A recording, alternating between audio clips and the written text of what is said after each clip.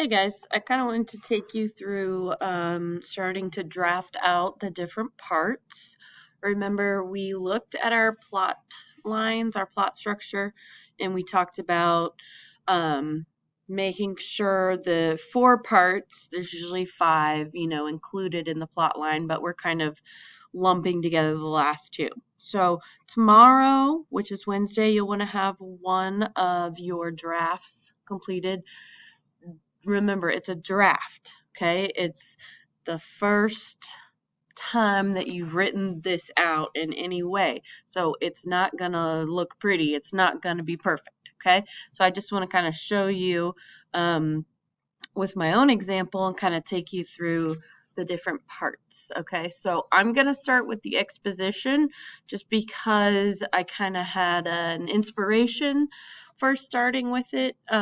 I like to start by putting my characters kind of in the situation right as the conflict is starting, and then for some of my rising action kind of events, there could be some kind of, work in a little bit of flashback aspects too, but I'll get to that when it's time.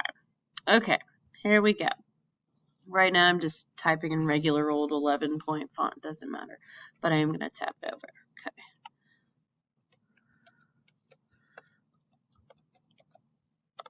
"42 days. I've been here 42 days. 42 times I have glimpsed a sliver of daylight through the slight crack in the door when he comes down to leave food and water. 42 times I have refused to look at him or talk to him. And 42 times infinity is how many thoughts I've had that this can't possibly be happening." Okay, let's just look at this really quickly. Just a general setting of the stage. We can kind of figure out from here that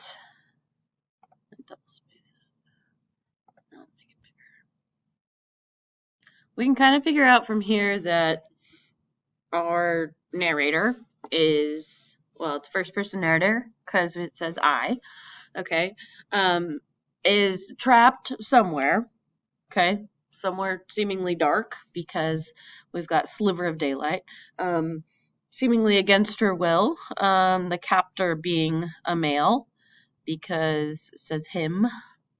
So one of the first things I like to do after kind of getting out, let's just say, this is my draft, only it's just a couple sentences.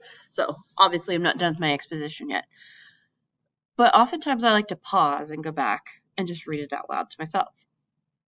42 days. I've been here 42 days. 42 times I've glimpsed a sliver of daylight through the slight crack in the door when he comes down to leave food and water. 42 times I have refused to look at him or talk to him. And 42 times infinity is how many thoughts I've had that this can't possibly be happening. Okay, so now I've kind of set the stage for where she's at. I'm thinking now, this isn't enough of an exposition. I'm gonna need a little bit more. This has kind of alluded to several things that she knows this person, maybe, or has some familiarity with. So I could go about and expand upon this possible relationship, if that's where I'm going with it.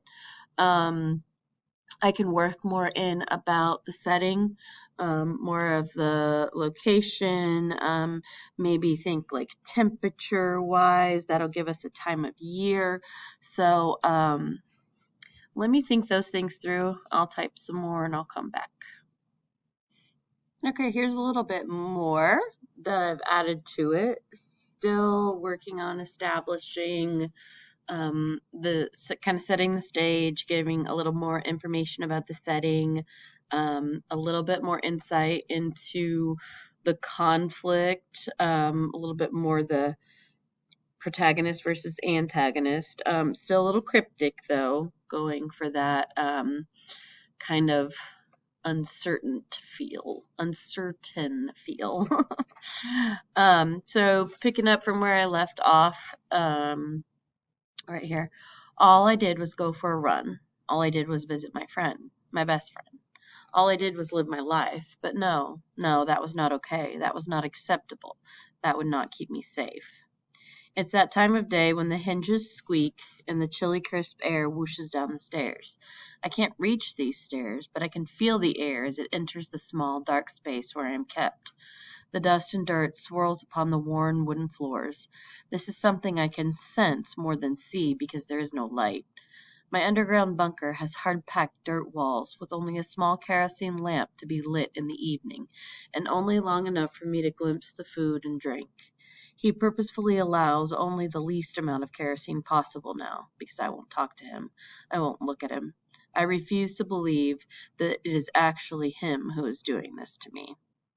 So here I'm trying to work in a little bit more about the setting, a little bit more about the characters. I don't have to start right off. I'm not telling you their names. I'm not saying, I'm trying to give you the feeling. Yes, she's saying in this small dark space where I am kept, but we don't. I'm trying to add some sensory details in. I can go back and add some more later when we do revisions.